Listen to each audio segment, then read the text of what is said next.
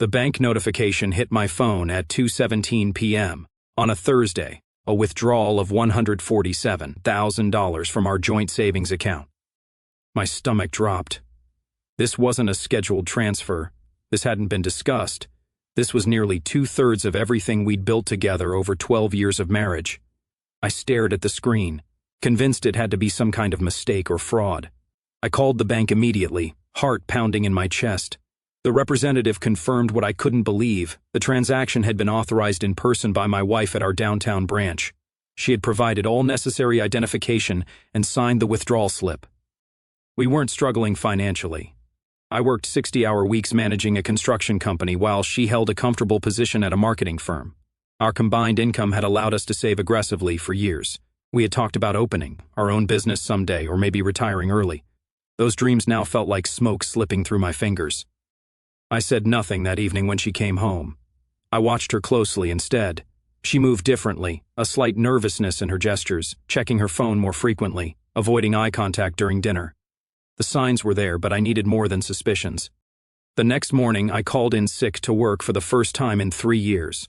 As soon as she left for her office, I began searching our home. I found nothing in the obvious places until I checked behind the stack of old tax returns in her home office closet. There was a folder containing bank statements from an account I'd never seen before, recent deposits matching exactly what had disappeared from our savings. My hands trembled as I photographed every document. 12 years together, building what I thought was a partnership.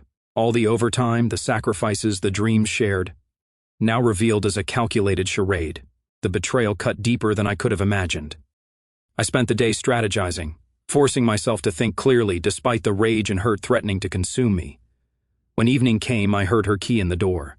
She called out her usual greeting, dropped her purse on the counter, and froze when she saw the folder and bank statements spread across our dining table. "Were you going to tell me about taking 60% of our life savings? Or was I just supposed to discover it was gone when I needed it?" My voice remained steady, controlled. Her expression shifted from shock to defensive anger to calculated composure in seconds. "I was going to tell you this weekend. I'm just preparing for our future." "Our future?" I let the question hang in the air between us. "Things haven't been right for a while now," she said, avoiding my eyes. "You must have felt it too." I remained silent, watching her construct her justification in real time. The careful word choice, the subtle shift of blame, the rewriting of our history to fit her narrative. "I needed security before having this conversation," she continued. "That money isn't gone, it's just protected. Protected from me." The implication was crystal clear. She reached across the table, attempting to touch my hand. I pulled back. My decision was already made. This wasn't a misunderstanding to resolve. This was a declaration of war, and she had no idea that instead of breaking me, she had awakened something much more dangerous. "We should talk about what happens next," she said, her voice softening to that persuasive tone she used with difficult clients. "Yes," I agreed, my mind already racing with possibilities. "We absolutely should." "I've already spoken with an attorney," she said, reaching for her wineglass with steady hands. "He thinks we can make this amicable. Clean break, minimal drama." The audacity was almost impressive. She'd stolen our money, prepared her exit strategy, and now expected me to follow her choreographed dismantling of our life together. I leaned back in my chair, studying her face, this stranger wearing my wife's features. "When did you decide our marriage was over?" I asked calmly. Her rehearsed speech faltered. She'd expected tears, pleading, perhaps anger. My composure clearly wasn't part of her scenario. "It's been building for a while," she replied, regaining confidence. "We want different things. You're always working. We barely connect anymore." Standard divorce script. Nothing specific, just vague dissatisfaction that couldn't be disproven. I noticed she avoided mentioning the money, the conversation's true centerpiece, and the $147,000. "That's what you calculated as your share?" She tinted slightly. "It's approximately 60%. The house is in your name. Your retirement account is untouchable. I needed to ensure I wasn't left with nothing." Left with nothing. After 12 years of shared income, shared life, shared dreams, the narrative she'd constructed painted her as the victim taking preventative measures. "I'll be staying with a friend starting tomorrow," she continued. "My attorney will contact yours next week to begin discussing terms." I nodded slowly, appearing contemplative. "I appreciate your honesty. This is unexpected, but I understand the need for clarity. Relief washed over her face. This was going easier than she'd anticipated. What she didn't know was that I was already formulating plans while she spoke. After she went upstairs to shower, I made 3 crucial calls. First, to my oldest friend, a financial advisor who'd been warning me for years about keeping better track of our joint finances. Second, to a former client who owed me a substantial favor, a private investigator who specialized in asset tracing. Third, to an attorney known for handling high-conflict divorces with surgical precision. The next morning, I watched her pack a suitcase and several boxes into her car. She seemed almost disappointed by my calm acceptance. No drama for her to use against me later. No emotional outburst to justify her actions to friends and family. "I truly hope we can keep this civilized," she said before leaving. "It's better for both of us." I smiled. "Absolutely. I want whatever's best for our situation." The moment her car disappeared down the street, I began executing my strategy. First step, securing the remaining 40% of our savings before it mysteriously vanished as well. Second, documenting every financial irregularity I could find.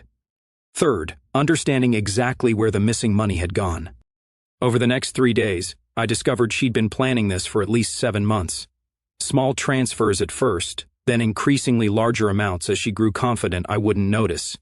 Classic financial infidelity, the precursor to the real thing. My investigator friend called Friday afternoon. "You sure you want to know everything I find?" "Some things can't be unknown." "Everything," I confirmed. "Leave nothing uncovered." By Monday morning, I had established a new financial baseline. 40% of our original savings remained. Not enough for the life we had planned together, but more than enough for what I needed to do next. While she believed I was reeling from her calculated exit, I was rebuilding my position with methodical precision. She texted that evening. "My attorney will contact yours tomorrow. Do you have representation yet?" I waited 2 hours before responding, "Don't worry about me. Everything's being handled." 3 little dots appeared as she typed, disappeared, then reappeared. Finally, "I hope you understand this isn't personal." I laughed out loud in my empty kitchen. Not personal. The ultimate dismissal of 12 years together. The perfect justification for betrayal. I didn't bother responding. Instead, I reviewed the preliminary findings my investigator had sent over. The documents confirmed what I'd suspected but couldn't prove until now. Her betrayal went far deeper than money, and my response would be proportional to the offense. The remaining 40% of our savings would be more than enough to ensure she regretted underestimating me. Time to show her exactly who she was dealing with. The first phase of my response required precision. The 40% remaining, exactly $98,000, needed to work harder than money ever had before. While she believed I was paralyzed by emotional distress, I was already 3 steps into my strategy. My financial advisor friend connected me with an investment opportunity that had been closed to new participants, a commercial property development on the outskirts of the city projected to yield substantial returns within 6 months. The timing couldn't have been more perfect. "This isn't without risk," he warned as we reviewed the prospectus over lunch. "But the development team has an impeccable track record, and they've already secured major tenants for 70% of the retail spaces." I signed the papers that afternoon, investing $75,000. The remaining $23,000 would fund the next phase of my plan. Meanwhile, my investigator was earning every dollar of his retainer. He documented her meeting her attorney 3 times over the past 2 months, long before she'd cleaned out our account. But more importantly, he'd uncovered a pattern of regular meetings with her division head at work, meetings that extended well beyond office hours, often concluding at an upscale hotel downtown. "They're careful," he explained, showing me time-stamped photos, but not careful enough. Tuesday afternoons every week for the past 4 months, always the same room, booked under his corporate account. I felt a strange detachment viewing the evidence. The emotional devastation I might have expected was replaced by cold, strategic focus. This wasn't just about betrayal anymore, it was about justice. Her attorney contacted mine the following day, outlining her initial demands. Beyond the money she'd already taken, she wanted half the equity in our home, a portion of my business interests, and ongoing spousal support. My attorney called it breathtakingly aggressive given the circumstances. "She thinks you're on your heels," he observed, vulnerable and eager to end this quickly. "We'll let her maintain that illusion for now." I agreed. "How long can we delay without seeming obstructionist?" I can buy you 6 to 8 weeks of procedural back and forth before we need to show our hand. Will that be enough? More than enough, I confirmed. The next stage required maintaining appearances. I returned to work, focused and professional as always. When colleagues asked about my wife, we'd been fixtures at company events. I simply mentioned we were going through some changes, without elaboration. No one suspected the calculated warfare happening beneath the surface. 3 weeks into our separation, she requested a meeting to discuss selling our house. I suggested meeting at a coffee shop downtown, casual, public, and 2 blocks from her lover's office building. She arrived 15 minutes late, immaculately dressed in a new outfit I'd never seen before. "You're looking well," she observed with mild surprise. "Clarity has its benefits," I replied, sliding a coffee toward her. "You wanted to discuss the house." Her attorney had advised an immediate sale, splitting proceeds equally despite my significantly larger contribution to the down payment and mortgage. I listened attentively, asked reasonable questions, and appeared to consider her proposal. "I'll need time to think about this," I finally said. "It's a major decision." Her expression tightened momentarily. "There's no reason to delay. The market is favorable now." 2 weeks, I countered. "I need to understand the tax implications before committing." She reluctantly agreed, checking her watch repeatedly as our meeting concluded. Through the cafe window, I watched her walk briskly toward a familiar office building, right on schedule for her Tuesday meeting. That evening, my financial advisor called with unexpected news. The development project had secured its anchor tenant ahead of schedule, accelerating both construction and projected returns. My investment was already appreciating significantly. "You got lucky," he admitted. "This kind of timeline compression happens maybe once in 20 projects." "Not luck," I replied, "justice." By week 4, my investigator had compiled a comprehensive dossier, dates, times, text messages recovered from a cloud backup she'd forgotten existed, and financial records showing her lover had helped structure her exit strategy, including recommendations for both her attorney and her new financial advisor. I forwarded everything to my attorney, who called within minutes of receiving the file. "This changes everything," he said, his voice tight with controlled excitement. "Are you sure you want to use all this?" "Every single piece," I confirmed. "She'll have no privacy left, no secrets. That's the point." The 40% she'd left me was now working relentlessly toward the moment she would discover exactly what I'd done with it, and how completely I would dismantle the future she thought she'd secured. By the 6th week of our separation, cracks began appearing in her carefully constructed facade. My continued composure was clearly unsettling her. My attorney had been responding to her increasingly aggressive demands with methodical procedural delays, all perfectly legal, all maddeningly effective. I got another call from her today, my attorney mentioned during our weekly update. She's getting impatient. Wants to know why we haven't responded to their latest proposal.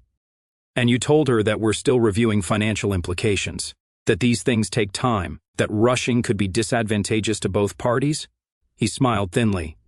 She didn't appreciate my thoroughness. Meanwhile, my investment in the commercial development had already increased by 37% on paper. The project manager had invited me to tour the construction site, proudly pointing out how they were beating every projected timeline. "We'll be fully leased before we even complete construction," he explained as we walked through the partially finished structure. "This level of pre-leasing is practically unheard of in the current market." That same day, my investigator provided his final report, the conclusive piece I'd been waiting for. Her lover wasn't just a workplace romance. He was married to the daughter of their firm's founding partner. The affair put his marriage, career, and substantial family trust at risk. No wonder they'd been careful. No wonder she needed cash quickly and discreetly. I authorized the next phase immediately. My investigator arranged for the information, carefully sanitized to protect my interests, to reach the founding partner through an anonymous but verifiable source. The reaction was swift. 3 days later, she called me directly for the first time since leaving. I let it go to voicemail, listening to her message later with clinical detachment. "We need to talk. Something's happened at work. Call me back." I waited 24 hours before responding via text, busy with work. "What do you need?" Her reply came instantly, not over text. "Can we meet tomorrow?" We arranged to meet at the same coffee shop as before. This time, she arrived early, already seated in a corner booth when I walked in.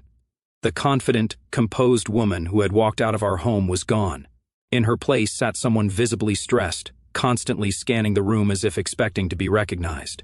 "You look concerned," I observed, sitting down across from her. "There's been a situation at work," she began, voice lowered. "I've been placed on administrative leave pending an investigation." I raised an eyebrow. "What kind of investigation?" "They're calling it a review of workplace ethics and professional conduct. It's ridiculous. Someone's obviously targeting me." She leaned forward. "I may need to access some additional funds until this blows over." The audacity was breathtaking. After taking 60% of our savings, she was now asking for more. "What happened to the money you already took?" I asked calmly. Her expression hardened. "It's tied up in investments, on my attorney's advice. Not easily liquidated right now." "That's unfortunate," I replied. "I'm afraid I'm not in a position to help. I've had to make some financial adjustments myself recently." "What's that supposed to mean?" Suspicion crept into her voice. "Just that circumstances change. We both know that better than most." She studied my face, searching for weakness perhaps, or a hint of the accommodating husband she'd always known. Finding neither, she shifted tactics. "This delay in the divorce proceedings isn't helping either of us," she said. "My attorney says your side is being unnecessarily obstructive." "I prefer thorough," I corrected. "After all, we're talking about 12 years of shared finances. That deserves careful consideration, don't you think?" Before she could respond, her phone buzzed with an incoming text. The color drained from her face as she read it. "I have to go," she said abruptly, gathering her things. "We'll continue this discussion later." I watched her hurry away, knowing exactly what that message contained. Her lover had just been called into an emergency meeting with the firm's partners, a meeting from which he wouldn't emerge with his position intact. That evening, my financial advisor called with news that the commercial development had secured a prestigious anchor tenant for its remaining space, instantly boosting my investment's value by another 20%. "You might be the luckiest first-time commercial investor I've ever seen," he laughed. "Seriously, this kind of return in such a short time frame is exceptional." "Not luck," I said. "Strategy." 2 days later, my attorney received a communication from hers, the first sign of retreat. They were suddenly open to more equitable distribution discussions, suggested mediation rather than continued litigation. "They're feeling pressure," my attorney noted, "from somewhere beyond our actions." "Care to enlighten me?" "Let's just say her workplace situation has become complicated," I replied. "How should we respond?" "We don't. Not yet. Let them sweat a little longer while we prepare our counteroffer." The pieces were falling into place faster than I'd anticipated. The remaining 40% was now worth nearly 70% of our original savings, and growing daily. But money was only part of the equation. She had taken our shared dreams and betrayed our partnership. Now she was watching her carefully planned future disintegrate, one meticulously orchestrated piece at a time. And I was just getting started. 8 weeks after she walked out, she requested an urgent meeting at our house, the home she had abandoned. Her text message carried a distinct tone of desperation beneath its carefully worded formality. I agreed, setting the time for Saturday afternoon. I spent the morning reviewing documents with my attorney. The commercial property investment had exceeded all projections, nearly doubling my initial investment in record time. The development company had even approached me about participating in their next project as an early-stage investor. "You're in an exceptional position now," my attorney observed, reviewing the financial statements. "Far stronger than when this process began." I arrived at the house 30 minutes before our scheduled meeting, arranging key documents on the dining room table, the same table where I had confronted her about the missing money 2 months earlier. Symmetry felt appropriate. She arrived precisely on time, looking noticeably different. The designer clothes had been replaced by something more subdued. The confident posture was gone. Even her carefully maintained appearance showed signs of neglect. "Thank you for agreeing to meet," she began, remaining standing even after I gestured toward a chair. "My attorney thinks it's best if we try to resolve this directly." "Interesting change of approach," I noted. "What happened to the official channels you were so insistent upon?" She finally sat, placing a manila envelope on the table. "I'm prepared to be reasonable about the settlement. The initial terms may have been ambitious." "Ambitious," I repeated with a slight smile. "That's one way to describe attempting to take everything I've worked for." "That was never my intention," she countered quickly. "I needed security during a difficult transition. By stealing nearly $150,000. Her jaw tightened. "It wasn't stealing, it was our money." which is why you took it secretly, why you only admitted to it when caught, why you immediately hired an attorney to try to legitimize the theft. We're getting off track, she said, tapping the envelope. These are revised settlement terms, much more equitable. I think you'll find them fair. I made no move to take the envelope. Instead, I slid my own folder across the table. Before we discuss your proposal, you should review mine. She hesitated before opening it. Her expression shifted from professional composure to confusion to growing horror as she turned each page. The first section contained complete documentation of her affair, photographs, hotel receipts, and transcripts of text messages recovered from cloud backups. The second detailed how her lover had been terminated from the firm, his family trust in jeopardy after his father-in-law discovered the affair. The third showed financial records proving she had begun siphoning money months before the separation, a clear case of financial fraud that my attorney had documented meticulously.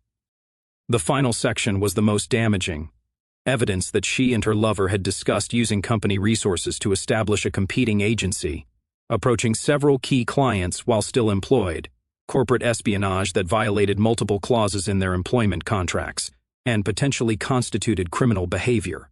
"Where did you get these?" she whispered, her hands trembling as she set down the last page. "Does it matter?" I asked calmly. "Everything there is authentic, as you well know. This is an invasion of privacy. It's harassment." "No," I corrected. "This is consequence. You made calculated decisions, assuming I would collapse into a convenient victim. You miscalculated." She stood abruptly, the chair scraping against the floor. "My attorney will respond to this intimidation tactic. Before your attorney does anything, you should look at the last document." With visible reluctance, she turned to the final page. A bank statement showing the current value of my investment, now worth significantly more than the amount she had taken. "How did you—" "The 40% you so generously left me. Turns out it was more than enough. The difference is, I built something with it while you've been watching your stolen funds disappear into legal fees and living expenses since losing your job." For the first time, I saw genuine fear in her eyes. Not anger or frustration, but the dawning realization that she had completely lost control of the situation. "What do you want?" she finally asked. "Everything you took," returned with interest. "The house remains mine exclusively. No alimony, no further claims on any assets. A clean, complete break with a non-disclosure agreement binding both parties." "And if I refuse?" I gestured to the documents spread across the table. "Every bit of this goes public. To the firm's clients, to your industry contacts, to our friends and family who still believe your narrative about growing apart amicably." She sank back into the chair, the color drained from her face. "You would destroy my reputation completely." "You made your choices," I replied evenly. "I'm simply ensuring they come with appropriate consequences."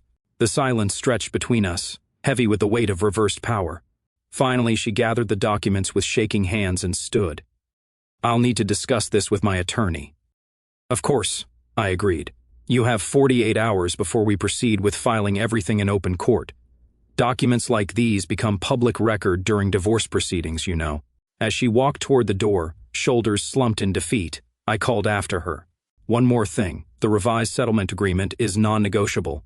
My final offer." She paused without turning.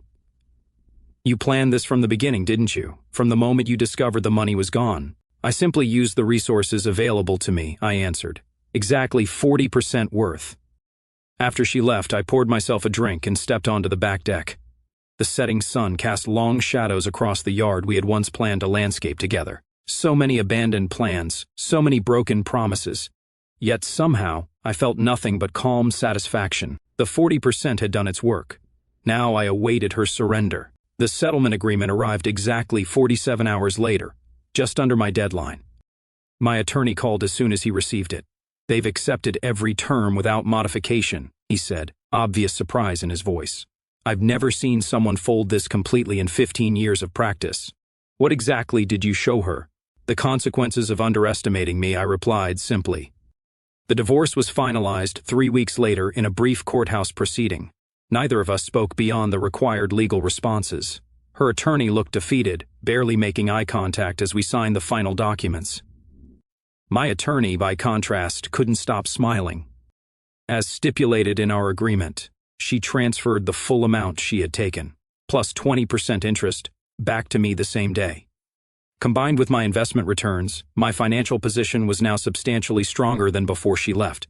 Poetic justice delivered through calculated strategy rather than emotional reaction. Outside the courthouse, she approached me one final time. The confident, manipulative woman who had orchestrated our destruction was unrecognizable in the subdued figure standing before me. "I never thought you would fight back like this," she admitted quietly. "You were always so accommodating." "You mistook consideration for weakness," I corrected. "Common error." She glanced toward the parking lot where her lover waited in a modest sedan, a significant downgrade from the luxury car he had driven during their affair. Both of them were now unemployable in their industry after my strategic information leaks to key decision-makers. "Was it worth it?" she asked, "destroying both our lives just to win?" I studied her face for a moment, searching for any trace of genuine self-reflection. Finding none, I responded with precision. "My life isn't destroyed, it's transformed. As for yours, you chose your path the moment you decided our partnership was disposable. You could have just let me go," she persisted, "taken the initial settlement, moved on." The audacity remained impressive even now. In her narrative, I was still somehow the villain for refusing to accept her betrayal with gratitude. "The settlement wasn't yours to dictate," I reminded her. "The money wasn't yours to take. The trust wasn't yours to break. You established the rules of engagement when you chose deception. I simply played the game better." She flinched at the cold assessment. "And now," she asked, "will you be satisfied knowing you've left me with nothing?" "You don't have nothing," I corrected. "You have exactly what you earned through your choices. The same principle applies to me." Without waiting for her response, I walked to my car where my attorney waited. As we drove away, I caught a final glimpse of her in the rearview mirror, standing alone on the courthouse steps, watching the life she had calculated so poorly disappear forever. 3 months later, the commercial property development held its grand opening.